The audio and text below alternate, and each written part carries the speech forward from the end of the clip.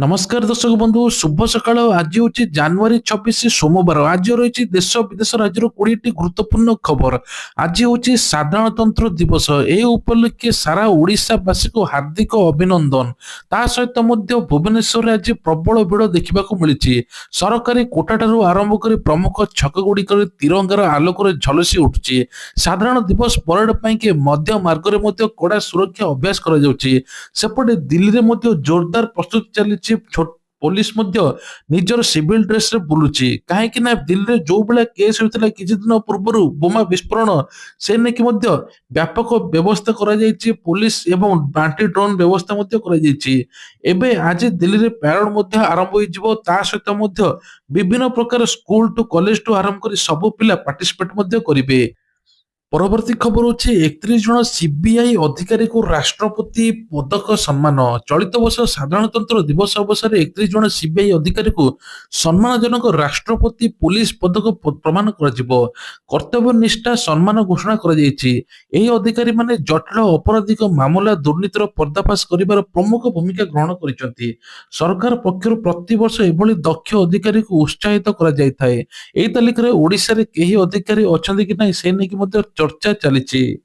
परवर्ती खबर तेबे 6000 रास्तार महिला एबे गण दौड़ सामिल होइछंती किट एवं किम्स पक्षर एत बड़ आयोजन होइछि प्रति वर्ष महिला माने ए रास्तार गण दौड़ सामिल होइथांती जा फल साड़ी प्रदान करने सहित नंबर 1 जे हुए 1 लाख द्वितीय 50,000 तृतीय 30,000 टका प्रदान कराए तेबे किट एवं किम्स पक्षर एभली आयोजन होता प्रथम थर कि एथर महिला माने एते संख्यार भाग नहीं सहित साड़ी पिंधि महिला माने खेलकूद क्षेत्र में कमाल करें जहाँ माराथन प्रमाणित कर।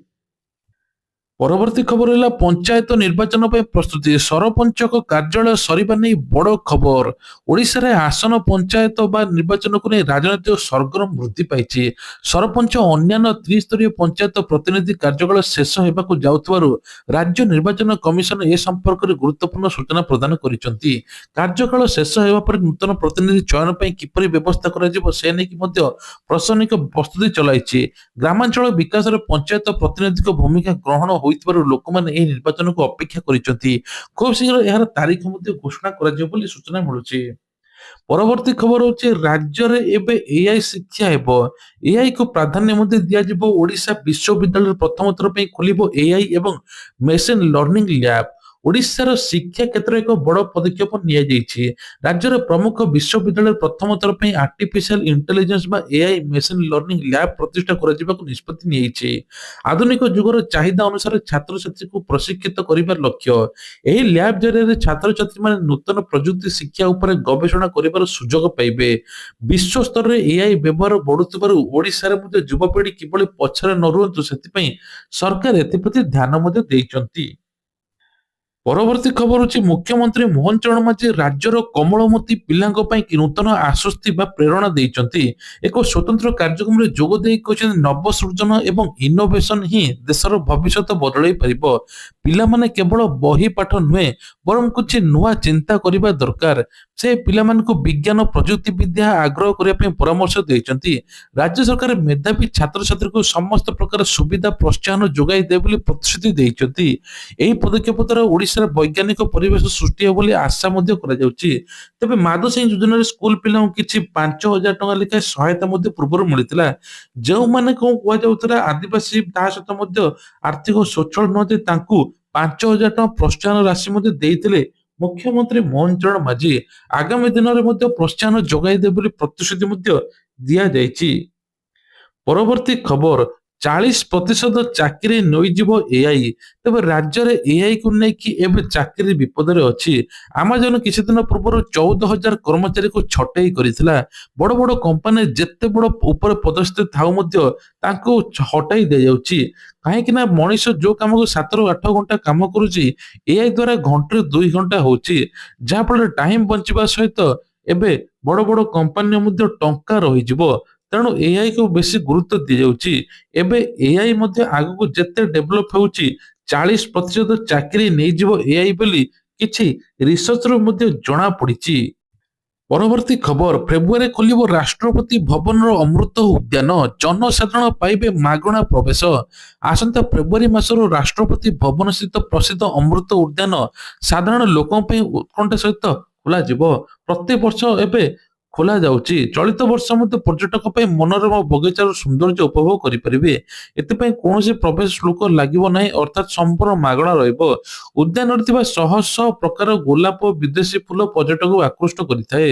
ଭ୍ରମଣକାରୀମାନେ ଅନଲାଇନ ମାଧ୍ୟମରେ ନିଜର ଟିକେଟ ବୁକ୍ କରିପାରିବେ। ଦେଶର ବିଭିନ୍ନ ପ୍ରାନ୍ତରୁ ଲୋକେ ଏହି ଉଦ୍ୟାନକୁ ଦେଖିବା ପାଇଁ ଆସୁଥିବାରୁ ସୁରକ୍ଷା ବ୍ୟବସ୍ଥାକୁ ମଧ୍ୟ କଡାକଡି କରାଯାଇଛି।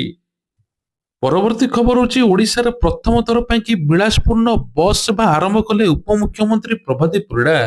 ଯାତ୍ରୀମାନଙ୍କୁ ଅତ୍ୟାଧୁନିକ ସୁବିଧା ଯୋଗାଇ ଦେବା ଲକ୍ଷ୍ୟରେ ଓଡିଶାର ପ୍ରଥମ ଥର ପାଇଁ ବିଳାସପୂର୍ଣ୍ଣ ବସ୍ ସେବାର ଶୁଭାରମ୍ଭ ହୋଇଛି।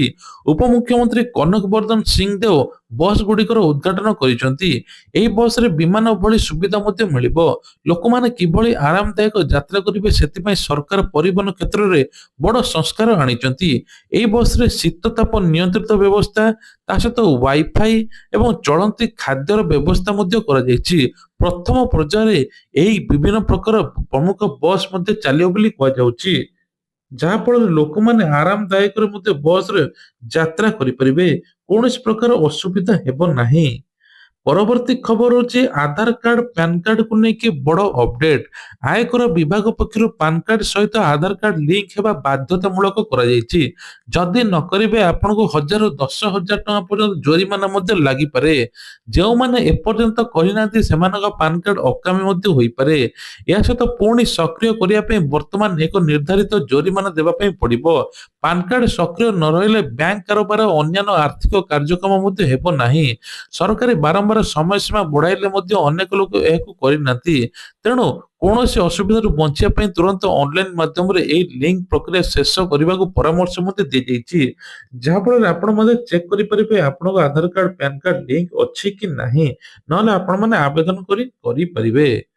ପରବର୍ତ୍ତୀ ଖବର ହଉଛି ଓଡିଶାର ବେକାରୀ ସମସ୍ୟା ଦୂର କରିବା ପାଇଁ ଅର୍ଥନୀତିକୁ ସୁଦୃଢ କରିବା ପାଇଁ ମୁଖ୍ୟମନ୍ତ୍ରୀ ବଡ ସୂଚନା ଦେଇଛନ୍ତି। ରାଜ୍ୟର ବିଭିନ୍ନ ଜିଲ୍ଲାରେ ଖୁବ୍ ଶୀଘ୍ର ଶିଳ୍ପ ସଂସ୍ଥା ନିଯୁକ୍ତି ଭିତ୍ତିକ କେନ୍ଦ୍ର ଖୋଲାଯିବ। ତେବେ କିଛି ଦିନ ପୂର୍ବରୁ ରାଜ୍ୟରେ ମଧ୍ୟ ପାଖାପାଖି କେତେ 349 ଲୋକଙ୍କୁ ଏବେ ନିଯୁକ୍ତି ମେଳାରେ ସାମିଲ ହୋଇଥିଲା, ନିଯୁକ୍ତି ପତ୍ର ବାଣ୍ଟିଥିଲେ। ଯାହାଫଳରେ ବାହାରକୁ ଯାଇ ଆଉ ଦାଦନ ଖଟିବେ ନାହିଁ। ଓଡିଶାରେ ରହିକି ସେମାନେ ବିଭିନ୍ନ ପ୍ରକାର ନିଯୁକ୍ତି ପାଇବେ। ସରକାରୀ ବିଦେଶ ପୁଞ୍ଜି ନିବେଶକୁ ଆକୃଷ୍ଟ କରିବା ପାଇଁ ନୂତନ ନୀତି ପ୍ରସ୍ତୁତ କରାଯାଇଛି। ମୁଖ୍ୟମନ୍ତ୍ରୀ କହିଛନ୍ତି ଯେ ଆଗାମୀ ଦିନରେ ଶିଳ୍ପ ହବ୍ ପାଲଟିବ ଓଡିଶା। ସ୍ଥାନୀୟ ଲୋକଙ୍କୁ ଶିଳ୍ପର ପ୍ରାଥମିକତା ଦେବା ପାଇଁ ମଧ୍ୟ ସ୍ୱତନ୍ତ୍ର ନିୟମ ମଧ୍ୟ ଆସିବ। ପରବର୍ତ୍ତୀ ଖବର ହଉଛି ଓଡିଶାରେ ଶୀତର ପ୍ରକୋପ ଆହୁରି ବଢିବ। ରାତିର ତାପମାତ୍ରା ଓଡିଶାରେ ବର୍ତ୍ତମାନ ପାଗର ପରିବର୍ତ୍ତନ ଦେଖାଯାଇଛି। ଆଉ ଶୀତର ପ୍ରକୋପ ରହିବ ନାହିଁ। ରାତିର ତାପମାତ୍ରା ବୃଦ୍ଧି ପାଇବ, ଏ ନେଇକି ମଧ୍ୟ ପୂର୍ବାନୁମାନ କରିଛି ପାଣିପାଗ ବିଭାଗ। ଶୀତର ପ୍ରକୋପ ଜାରି ରହିଥିଲେ ମଧ୍ୟ କିଛି ସ୍ଥାନରେ ସାମାନ୍ୟ କୋହଲା ପବନ ଅନୁଭୂତ ହୋଇଛି। ତେବେ ଆକାଶ ମେଘାଚ୍ଛନ୍ନ ରହିବା ସହିତ କିଛି ଜିଲ୍ଲାରେ ହାଲୁକା ବର୍ଷା ହେବାର ସମ୍ଭାବନା ମଧ୍ୟ ଅଛି। ଶୀତରୁ ରକ୍ଷା ପାଇବା ପାଇଁ ଲୋକମାନେ ଗରମ ପୋଷାକ ବ୍ୟବହାର ବଢାଇଛନ୍ତି। ପାଣିପାଗ ବିଭାଗ ଅନୁସାରେ ସ୍ୱାସ୍ଥ୍ୟ ପ୍ରତି ସତର୍କ ରହିବା ପାଇଁ କୁହାଯାଇଛି। ବିଶେଷ କରି ଶିଶୁ ବୃଦ୍ଧମାନଙ୍କୁ କୁହାଯାଇଛି। ହଠାତ୍ ପାଗ ପରିବର୍ତ୍ତନ ହେବା ପାଇଁ ଯାଉଛି। ପରବର୍ତ୍ତୀ ଖବର ଅଛି ଅଶ୍ଳୀଳ ନୃତ୍ୟ କଲେ ବନ୍ଦା ହେବେ ଏବେ ଯିଏ କରୁଥିବ। ତେବେ କମିଶନରେଟ କଡା ନିୟମ। ଏବେ ଯଦି କୌଣସି ପେଣ୍ଡାଲରେ ଅଶ୍ଳୀଳ ନୃତ୍ୟ ଅସାମାଜିକ କାର୍ଯ୍ୟକଳାପ ହୁଏ, ତେଣୁ ସମ୍ପୃକ୍ତ କଳାକାର ଆୟୋଜନକୁ ସିଧାସଳଖ ଗିରଫ କରାଯିବ, ଆଉ ଶୁଣାଯିବ ନାହିଁ। ଜୋରିମାନା ବି ଲାଗିବ ନାହିଁ। ତୁରନ୍ତ ଗିରଫ କଲେ ଏମାନେ ସବୁ ସାଇଜ ହେବେ। ବିଭିନ୍ନ ସ୍ଥାନରେ ସିସିଟିଭି ଲଗାଯାଇଛି। ସାଧାରଣ ପୋଷାକଧାରୀ ପୋଲିସ ମୁତୟନ ହୋଇଛନ୍ତି। ଖଣ୍ଡଗିରି ମେଳାରେ ଗାରିମା ବଜାୟ ରଖିବା ପାଇଁ ସମସ୍ତଙ୍କ ସହଯୋଗ ମଧ୍ୟ ଲୋଡା ଯାଇଛି। ଅଶ୍ଳୀଳ ନୃତ୍ୟ କଲେ ଟୋଟାଲ ବ୍ୟାନ ହେବ, ତାଙ୍କ ସହିତ ମଧ୍ୟ ଗିରଫ କରାଯିବ ବୋଲି କୁହାଯାଉଛି। ମାଲିକକୁ ବି ଛଡାଯିବ ନାହିଁ ବୋଲି ସ୍ୱତନ୍ତ୍ର ସୂଚନା ଦିଆଯାଇଛି। ପରବର୍ତ୍ତୀ ଖବର, ତେବେ କୁହାଯାଉଛି ଯେ ଏଥର ବିକାଶ ପାଇଁ କେନ୍ଦ୍ରକୁ ସ୍ୱତନ୍ତ୍ର ପାଣ୍ଠି ମାଗିଲା ଓଡିଶା। ବଜେଟ ପୂର୍ବରୁ ବଡ ଦାବି। କେନ୍ଦ୍ରୀୟ ବଜେଟ ଉପସ୍ଥାପନ ପୂର୍ବରୁ ଓଡିଶା ସରକାର କେନ୍ଦ୍ର ପାଖରେ ସ୍ୱତନ୍ତ୍ର ପାଣ୍ଠି ଦାବି କରିଛି। ରାଜ୍ୟରେ ଭିତ୍ତିଭୂମି ବିକାଶ, ରେଳବାଇ, ଶିଳ୍ପାୟନ ଅଧିକ ଖର୍ଚ୍ଚ ଆବଶ୍ୟକ ଅଛି। ଓଡିଶାର ଦୀର୍ଘ ଦିନର ଦାବି ଗୁଡିକ ପୂରଣ କରିବା ପାଇଁ ସରକାର ଅନୁରୋଧ କରିଛନ୍ତି। ରାଜ୍ୟର ବିଭିନ୍ନ ସ୍ଥିତିକୁ ରଖି ଏବେ କେନ୍ଦ୍ରୀୟ ସହାୟତା ଜରୁରୀ। ବିଶେଷ କରି ପ୍ରାକୃତିକ ବିପର୍ଯ୍ୟୟର ମୁକାବିଲା, ପଛୁଆ ଅଞ୍ଚଳର ବିକାଶ ପାଇଁ ସ୍ୱତନ୍ତ୍ର ଅନୁଦାନ ମିଳିବ ବୋଲି ଆଶା କରାଯାଉଛି। ଏହି ସବୁ ଦାବି ପୂରଣ ହେଲେ ଓଡିଶା ବିକାଶ ପଥରେ ଆଗେଇ ଯିବ ବୋଲି ସୂଚନା ମିଳୁଛି। ତେଣୁ ଏ ନେଇକି ମଧ୍ୟ ପ୍ରଧାନମନ୍ତ୍ରୀଙ୍କୁ ମଧ୍ୟ ଆଲୋଚନା କରାଯାଇଛି। ପରବର୍ତ୍ତୀ ଖବର ହଉଛି ଟାଟା ପାୱାର ସ୍ମାର୍ଟ ମିଟରକୁ ନେଇ ଗ୍ରାହକଙ୍କ ଅସନ୍ତୋଷ, ବିଲରେ ଗଡବଡ ଅଭିଯୋଗ। ଅନେକ ସ୍ଥାନରେ ଲୋକଙ୍କ ବିଜୁଳି ବିଲ୍ ଅହେତୁକ ଭାବେ ବଢି ଚାଲିଛି। ଏହାକୁ ନେଇ ସ୍ଥାନୀୟ ଲୋକେ ବିଭିନ୍ନ ସ୍ଥାନରେ ବିକ୍ଷୋଭ ପ୍ରଦର୍ଶନ କରିଛନ୍ତି। ଗ୍ରାହକଙ୍କ କହିବା ଅନୁଯାୟୀ ପୂର୍ବରୁ ଆସୁଥିବା ବିଲ୍ ତୁଳନାରେ ସ୍ମାର୍ଟ ମିଟର ଲାଗିବା ପରେ 2 ଗୁଣ ଅର୍ଥାତ ଦେବା ପାଇଁ ପଡୁଛି। କମ୍ପାନୀ ପକ୍ଷରୁ ସମସ୍ୟାର ସମାଧାନ ହେଉନାହିଁ। ତେବେ କୌଣସି ଠୋସ୍ ପଦକ୍ଷେପ ନିଆଯାଉନଥିବାରୁ ଅସନ୍ତୋଷ ବଢିବାରେ ଲାଗିଛି। ବିଭାଗୀୟ ଉଚ୍ଚ କର୍ତ୍ତୃପକ୍ଷ ଏଥିରେ ହସ୍ତକ୍ଷେପ କରିବା ପାଇଁ ମଧ୍ୟ ଦାବି କରିଛନ୍ତି। ପରବର୍ତ୍ତୀ ଖବର ଅଛି ରବିବାର କାମ କଲେ ଜେଲ, ଏଇ ଦେଶରେ ଅଜବ ନିୟମ। ବିଶ୍ୱର ସବୁଠାରୁ ଏମିତି ଦେଶ ଅଛି ଯୋଉଠି ରବିବାର କାମ ସମ୍ପୂର୍ଣ୍ଣ ବେଆଇନ। ଯଦି କୌଣସି ନିୟମ ଭାଙ୍ଗନ୍ତି ସିଧା ଜେଲ ଯିବାକୁ ମଧ୍ୟ ପଡେ। ଯେଉଁଠି ରବିବାରକୁ କେବଳ ପ୍ରାର୍ଥନା ବିଶ୍ରାମ ଉଦ୍ଦିଷ୍ଟ ବୋଲି କୁହାଯାଉଛି। ବ୍ୟବସାୟିକ ପ୍ରତିଷ୍ଠାନ, ସରକାରୀ କାର୍ଯ୍ୟାଳୟ ମଧ୍ୟ ବନ୍ଦ ରହିବ। ଲୋକମାନେ ମଧ୍ୟ ପରିବାର ସମେତ ସମୟ ଅତିବାହିତ କରିବେ। ଯେମିତି ଓଡ଼ିଶାରେ ଏବେ ରବିବାର ମଧ୍ୟ କିଛି କାମ ବନ୍ଦ ହଉଛି ବୋଲି କୁହାଯାଉଛି। ପର୍ଯ୍ୟଟକ ମାନଙ୍କ ପାଇଁ ଏହି ନିୟମ ଲାଗୁ ହୋଇଛି ବୋଲି କୁହାଯାଉଛି। ତେବେ ଯଦି ଏଭଳି ରବିବାର କିଏ କାମ କରୁଛି ସରକାରୀ ତାଙ୍କ ଉପରେ ଦୃଢ କାର୍ଯ୍ୟାନୁଷ୍ଠାନ ନିଆଯିବ ବୋଲି ଏଇ ଦେଶ ଅଛି। ସେଇଭଳି ଓଡ଼ିଶାରେ ମଧ୍ୟ ଏବେ ରବିବାର କୌଣସି କାମ ହୋଇପାରିବ ନାହିଁ। ଯେକୌଣସି ସରକାରୀ କ୍ଷେତ୍ରରେ ଯଦି କାମ କରୁଛନ୍ତି କାରଣ ଦର୍ଶାଅ ବୋଲି କୁହାଯାଉଛି। ପରବର୍ତ୍ତୀ ଖବର ହଉଛି ପିଏମ କିଷାନ ଟଙ୍କାକୁ ନେଇକି ବଡ ଅପଡେଟ। ପିଏମ କିଷାନ 2026ରେ ବି କିସ୍ତି ମିଳିବା ପାଇଁ ଯାଉଛି। ତେବେ କୋଟି କୋଟି ଚାଷୀ ଅପେକ୍ଷା କରିଛନ୍ତି କେବେ ମିଳିବ। ଖୁବ ଜଲ୍ଦି ଏଇ ମାସରେ ମିଳିବା ପାଇଁ ଯାଉଛି। ଯୋଉମାନଙ୍କୁ ଏପର୍ଯ୍ୟନ୍ତ 2,000 ଟଙ୍କା ମିଳିନି, 2ଟି କିସ୍ତି ମିଶି 4,000 ଟଙ୍କା ମଧ୍ୟ ଆସିବ। ତା ପୂର୍ବରୁ ମୁଁ ଆପଣମାନଙ୍କୁ କହିଦଉଛି, ଆପଣମାନେ ଥରେ ଇକେୱାଇସି କରିଦିଅନ୍ତୁ। ଯଦି ଆପଣଙ୍କର ଇକେୱାଇସି ସରିଯିବ ତାହେଲେ ଆପଣ ଅପେକ୍ଷା କରନ୍ତୁ, ଆପଣ 2,4,000 ଟଙ୍କା ପାଇବେ। ବଢୁଛି ଜିଡିପି କିନ୍ତୁ ମୁଣ୍ଡ ପିଛା ଆୟ ବଢୁନି, ଏନେକି ଚିନ୍ତାରେ ମଧ୍ୟ ଲୋକେ। ବିଶେଷ କରି କୁହାଯାଉଛି ଗୋଟେ ରିପୋର୍ଟରୁ ଆସିଛି ଜିଡିପି ବଢୁଛି କିନ୍ତୁ ଅନ୍ୟପଟେ ମୁଣ୍ଡ ପିଛା ଆୟ କ୍ଷେତ୍ରରେ ମଧ୍ୟ ଅନେକ ପଛରେ ରହିଛି ଭାରତ। ଜନସଂଖ୍ୟା ଅଧିକ ହୋଇଥିବାରୁ ମୁଣ୍ଡ ପିଛା ଆୟ ମଧ୍ୟ କମ ରହିଛି। ଅର୍ଥନୀତି ବିକାଶ ସହିତ ସମ୍ପତ୍ତିର ମଧ୍ୟ ସମାନ ବଣ୍ଟନ ହେବା ଜରୁରୀ। ଯଦି ସାଧାରଣ ଲୋକଙ୍କ ଆୟ ନ ବଢେ ତେବେ ଲୋକ କେବଳ ଜିଡିପି ବୃଦ୍ଧି କରି ଦେଶକୁ ମଧ୍ୟ ପ୍ରକୃତ ବିକାଶ ନୁହେଁ କରିବେ ନାହିଁ। ତା ସହିତ ଆଉ ଗୋଟେ ବଡ ସ୍କିମ୍, ଭବିଷ୍ୟତରେ ସୁରକ୍ଷା ପାଇଁ ପୋଷ୍ଟ ଅଫିସ ଏକ ଚମତ୍କାର ସ୍କିମ୍ ଆଣିଛି। ଏଇ ଯୋଜନାରେ ନିବେଶ କଲେ ଆପଣଙ୍କୁ 20,500 ଟଙ୍କା ପର୍ଯ୍ୟନ୍ତ ପେନସନ ମିଳିପାରିବ। ସାଧାରଣ ଲୋକ ପାଇଁ ଏକ ବିଶେଷଯୋଗ୍ୟ ଲାଭଜନକ ନିବେଶ ବୋଲି କୁହାଯାଉଛି। ଏହି ସ୍କିମରେ ରିସ୍କ ବହୁତ କମ, ସୁଧ ହାର ବେଶ ଲାଭ ରହିଛି। ଅଳ୍ପ ଅଳ୍ପ ସଞ୍ଚୟ କରି ଆପଣ ନିଜର ବୃଦ୍ଧାବସ୍ଥାକୁ ଚିନ୍ତାମୁକ୍ତ କରିପାରିବେ। ଅଧିକ ବିବରଣୀ ପାଇଁ ଆପଣ ପୋଷ୍ଟ ଅଫିସ ବା ଜନସେବା କେନ୍ଦ୍ର ଯାଇ ପଚାରି ପାରିବେ ଆପଣ କଣ କରିବା ପାଇଁ ଚାହୁଁଛନ୍ତି। ଏହି ସ୍କିମ୍ ପୋଷ୍ଟ ଅଫିସରେ କେବଳ ଉପଲବ୍ଧ ହେବ। ପରବର୍ତ୍ତୀ ଖବର ହଉଛି ସୁଭଦ୍ରା ଟଙ୍କାକୁ ନେଇକି ବଡ ଅପଡେଟ। କିଛି ଦିନ ପୂର୍ବରୁ ସୁଭଦ୍ରା ଟଙ୍କା ମିଳିଥିଲା। ରାଜ୍ୟରେ ଆହୁରି ମଧ୍ୟ ମହିଳା ଅଛନ୍ତି ଏପର୍ଯ୍ୟନ୍ତ ସୁଭଦ୍ରା ଟଙ୍କା ମିଳିନାହିଁ। ଖୁବ ଜଲ୍ଦି ମାର୍ଚ୍ଚ 8 ତାରିଖରେ ତାଙ୍କୁ ସୁଭଦ୍ରା ଟଙ୍କା ମିଳିବ। ଯୋଉମାନଙ୍କୁ 21 ବର୍ଷ ହେଇଛି ସେମାନେ ଆବେଦନ ଏବେ କରିପାରିବେ। ଯୋଉମାନଙ୍କୁ ଏପର୍ଯ୍ୟନ୍ତ ମିଳିନାହିଁ ସେମାନେ ପୁଣି 2ଟି କିସ୍ତି ପାଇବେ 10,000 ଟଙ୍କା। ତା ସହିତ ଯୋଉମାନଙ୍କୁ 60 ବର୍ଷ ହେଇଛି ସେମାନେ ବାଦ ପଡିଛନ୍ତି, ସେମାନେ ଭତ୍ତା ଟଙ୍କାରେ ସାମିଲ ହେବେ। ସେମାନଙ୍କୁ ଆବେଦନ କରିବା ପାଇଁ ପଡିବ, ଯାହା ଫଳରେ ପ୍ରତି ମାସରେ ଭତ୍ତା ଟଙ୍କା ମିଳିବ। ଏପଟେ ମୁଖ୍ୟମନ୍ତ୍ରୀ କହିଛନ୍ତି ଭତ୍ତା ଟଙ୍କା ଏବେ 80 ବର୍ଷର ଉର୍ଦ୍ଧ୍ୱ ହିତାଧିକାରୀକୁ 3,500, 60 ବର୍ଷ ହିତାଧିକାରୀ ଭତ୍ତା ଟଙ୍କା ବଢିବ। ସେପଟେ ଭତ୍ତା ମଧ୍ୟ ବଢାଇଛନ୍ତି। ଗ୍ରାମରକ୍ଷୀ ମାନଙ୍କୁ ଏବେ 1,800 ବଦଳରେ 2,500 ଟଙ୍କା ଦେବେ ବା 600 ଟଙ୍କା ବଢାଇଛନ୍ତି ମୁଖ୍ୟମନ୍ତ୍ରୀ ମୋହନ ଚରଣ ମାଝୀ। ପରବର୍ତ୍ତୀ ଖବର ହଉଛି ଗାଡି ଚାଳକଙ୍କ ପାଇଁ ଗୋଟେ ବଡ ଅପଡେଟ ରହିଛି। ଆପଣଙ୍କୁ ଗାଡି ଯଦି ବାରମ୍ବାର 4 ରୁ 5 ଥର ଯଦି ବାରମ୍ବାର ଆପଣଙ୍କ ଗାଡି ଟୋଲ ଗେଟ୍ ବା ଯେକୌଣସି ଜାଗାରେ ଧରା ପଡେ ଆପଣଙ୍କ ଲାଇସେନ୍ସ ରଦ୍ଦ ହୋଇଯିବ। ଆଉ ଲାଇସେନ୍ସ ନଥିବ 3 ମାସ ପାଇଁ ଲାଇସେନ୍ସ ରଦ୍ଦ ହବ, ଆପଣ ଗାଡି ଚଲେଇ ପାରିବେ ନାହିଁ। ଯଦି ତା ବାଦେ ଗାଡି ଚଲାଉଛନ୍ତି ଆପଣଙ୍କ ଗାଡି ସିଜ୍ ହେବ, 20,000 ଟଙ୍କା ଫାଇନ ମଧ୍ୟ ପଡିବ। ଏପଟେ ଆହୁରି 3-4ଟା ମଧ୍ୟ ନିୟମ ଲାଗୁ ହୋଇଛି। ରଙ୍ଗ ରୁଟରେ 5,000, ଆପଣ ଯଦି ଟ୍ରାଫିକ ନିୟମ ଭାଙ୍ଗନ୍ତି 5,000, ମୋବାଇଲ ଗପିଲେ 5,000, ତା ସହିତ ହେଲମେଟ ନ ପିନ୍ଧିଲେ 1,000 ଟଙ୍କା ଫାଇନ, ରଙ୍ଗ ରୁଟରେ ଆସିଲେ 2,000, ଆଉ ଟୋଲ ଗେଟରେ ଆପଣ ଇନ୍ସୁରାନ୍ସ ନଥିଲେ 2,000। ଏମିତି ସବୁ ଆପଣଙ୍କର ମଧ୍ୟ ଚାଲାଣ କଟିବ ବୋଲି କୁହାଯାଉଛି।